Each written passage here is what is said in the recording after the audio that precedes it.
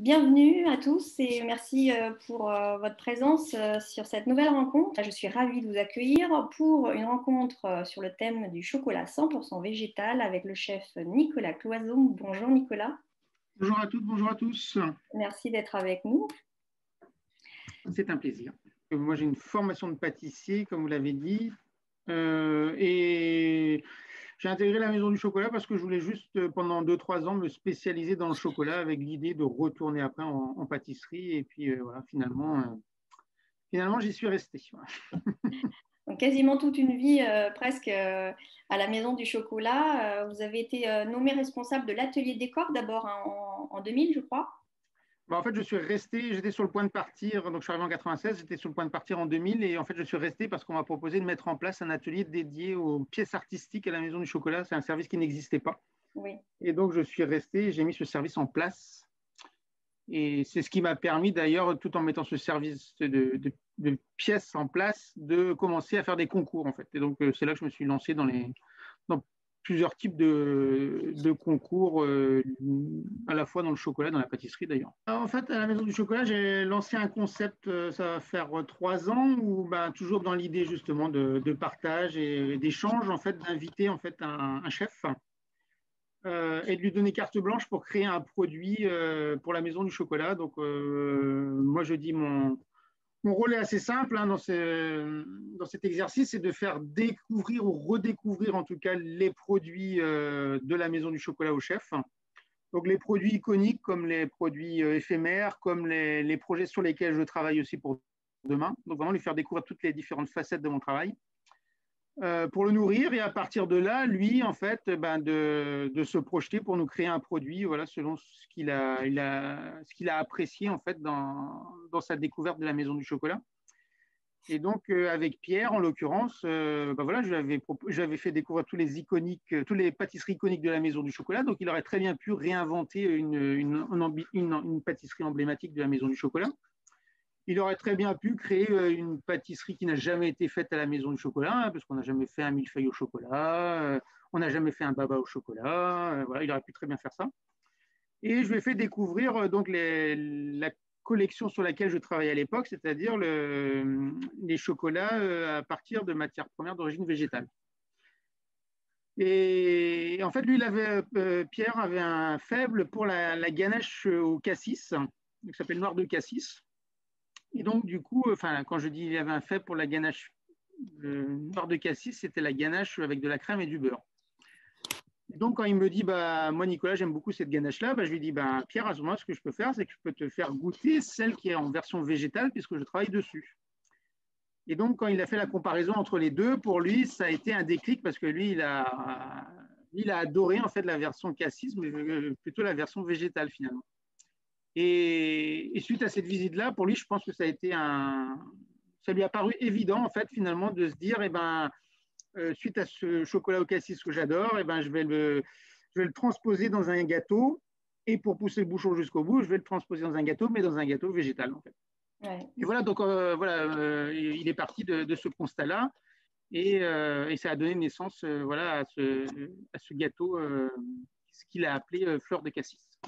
Mon autre cheval de bataille, c'est que quand je sélectionne des chocolats qui soient laids ou qui soient noirs, c'est surtout aussi de travailler avec des petits producteurs, des chocolats qui ont des labels type Bicorp, des Fairtrade ou des bio en fait. Hein. Mais bon, ça c'est pas forcément lié au côté végétal, mais en tout cas, c'est plus là-dessus que je vais me focaliser en tout cas. J'ai commencé à travailler sur cette collection de chocolat végétal parce que je suis un gros consommateur de chocolat. Je consomme mensuellement ce que consomme annuellement un Français. Je ne sais pas si vous avez une idée de ce que consomme annuellement un Français. Je suis jalouse, je suis presque jalouse de ne pas arriver à ce quota. En moyenne, un Français consomme à peu près 7 kilos de chocolat par an. Donc, vous voyez, c'est ce que je consomme par mois. Et donc, moi, j'ai 25 ans de maison, hein, la maison de chocolat. Donc, je suis arrivé, j'avais 22 ans. Et quand vous consommez 7 kilos de chocolat à 22 ans, vous avez moins de soucis que quand vous en consommez 7 kilos à plus de 45 ans. Et en fait, je suis parti juste de ce constat-là, de me dire à ce rythme-là, Nicolas, tu vas avoir des problèmes. Et donc, du coup, voilà, de se dire, est-ce que je ne peux pas repenser finalement la ganache autrement? Je suis juste parti de ce constat-là. Et donc, du coup, le problème, c'est que tout seul, comme je dis, nous, en tant que chocolatier, on nous apprend juste à utiliser de la crème, du beurre et du chocolat. Et au-delà de ça, après, c'est très compliqué. Donc, c'est pour ça que j'ai fait appel à Thierry, qui est médecin nutritionniste, et qui finalement m'a un peu aiguillé dans le choix des matières premières d'origine végétale, parce que, comme je dis, sinon, je pourrais être pendant 10 ans à tester pléthore de matières premières d'origine végétale. Donc, c'est en ça qui m'a aidé, qui m'a aiguillé en tout cas. Ouais. Et donc, toute la difficulté, finalement, c'était de retrouver pendant plus d'un an, c'était plus de travailler déjà sur la texture, parce que la crème et le beurre apportent une certaine texture à la ganache.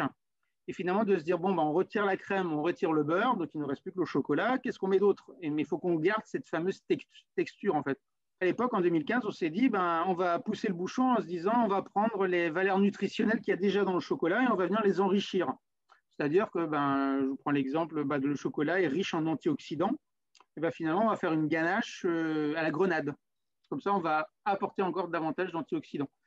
Et on a travaillé comme ça aussi sur la courge, parce que la courge, c'est un apport en magnésium. Du magnésium, vous en trouvez aussi dans le chocolat, donc, etc. Et donc, on a développé une collection comme ça.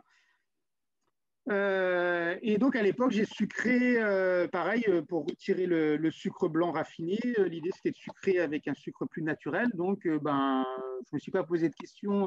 Moi, naturel, j'ai pensé au miel, donc on a utilisé du miel. Donc, on a sorti le coffret et donc, finalement, on s'est retrouvé face à un grand succès. Et on s'est trouvé aussi à quelque chose auquel je n'avais pas du tout pensé, parce que comme je vous dis, je l'ai pensé pour moi, je ne l'ai pas pensé pour personne d'autre. Je me suis retrouvé en fait face à des clients qui étaient véganes, sauf que moi, les véganes, je n'ai jamais pensé à l'époque. Moi, j'étais plutôt dans la naturalité, le bien-être, c'est tout. Oui. Mais bon, en tout cas, on a les véganes qui sont arrivés dans nos boutiques qu'on n'avait jamais vus. Donc, du coup, ça m'a fait prendre conscience que les véganes existaient. Et qu'ils étaient intéressés par cette première offre. Déjà, il y avait quelque chose que... On a senti qu'en tout cas, sur le marché, ils étaient assez déçus de ce qu'ils pouvaient trouver et que, ils disaient, tiens, en tout cas, il y a quelqu'un qui s'y intéresse. Bon, ça ne nous correspond pas tout à fait, mais en tout cas, il y a du progrès. En tout cas, c'était un peu ça. Exactement. Et donc, du coup, en discutant avec eux, je me suis rendu compte que finalement, j'étais pas loin. Pour moi, c'est ce que j'aurais dit. Je dis, pour moi, c'est pas dramatique. Je dis, le miel, finalement, on peut le remplacer par un sirop d'érable ou un sirop d'agave. Et donc, fort de ce succès de ce coffret qui est sorti en 2018, donc qui s'appelait Bien-être, j'ai un autre axe dans mon travail au quotidien à la Maison du Chocolat, c'est d'entretenir en fait les recettes iconiques. Puisque la Maison du Chocolat a 45 ans, et donc, comme je dis, si on faisait les chocolats d'il y a 45 ans, on aurait certainement moins de succès qu'aujourd'hui. Et donc, du coup, je me suis dit, finalement, je vais retravailler les recettes fruitées iconiques de la Maison du Chocolat, mais en version végane. Et donc, du coup, j'ai repris la ganache framboise, la citron, la passion, la cassis et l'orange. Et là, donc, du coup, en version végétale. Et là, le sucre que j'ai utilisé, c'est plutôt du sirop d'érable et du sirop d'agave pour justement la correspondre totalement, en fait, à la clientèle végane. Ce qui est assez étonnant, d'ailleurs, je vois aujourd'hui quand on est en boutique, le personnel de vente me dit que justement, on va dire les générations qui sont beaucoup plus jeunes aujourd'hui, en fait, il faut leur vendre ça comme un coffret vegan. Alors que les seniors, il faut plutôt leur vendre ça comme un coffret végétal, parce qu'en fait, il y a beaucoup de seniors finalement qui, pour eux, le vegan, ça leur fait peur. Oui, alors finalement, il suffit juste de leur dire c'est végétal et là, tout va bien. C'est une question de communication. Voilà. Exactement. Du coup, aujourd'hui, vous avez ces deux gammes. Donc, la première s'appelle Naturellement Fruits. C'est à la base de fruits sucrés au sirop d'agave et d'érable, où on retrouve donc le noir de cassis, le Chiberta, Maracuja, l'Andalousie et le Salvador, c'est ça? Voilà, et donc du coup, ça permet finalement à nos consommateurs de pouvoir les goûter en version végétale et de retrouver ces mêmes recettes en version, on va dire, animale, puisque à base de crème et de beurre. Donc, parce que ce que je trouve intéressant, c'est de faire vivre les deux, parce que pour moi, la question qui se pose aujourd'hui, c'est vers quoi on va demain, parce que moi, je suis arrivé, je vous dis, il y a 25 ans à la Maison du Chocolat, une ganache aux fruits, à l'époque, c'était fait avec des liqueurs de fruits. On faisait une ganache à la framboise, on mettait de la crème, du chocolat et on mettait de la liqueur de framboise. Et puis après, dans les années 90-2000, on s'est dit, mais finalement, on est en train de faire consommer de l'alcool à des enfants. Est-ce qu'une ganache à la framboise, on ne ferait pas mieux de mettre un petit peu de purée de framboise dedans et puis d'enlever l'alcool? Et là, maintenant, oui, je me dis, est-ce qu'on n'est pas en train de passer à autre chose, de se dire, mais est-ce qu'une ganache à la framboise, c'est pas tout simplement que de la purée de framboise?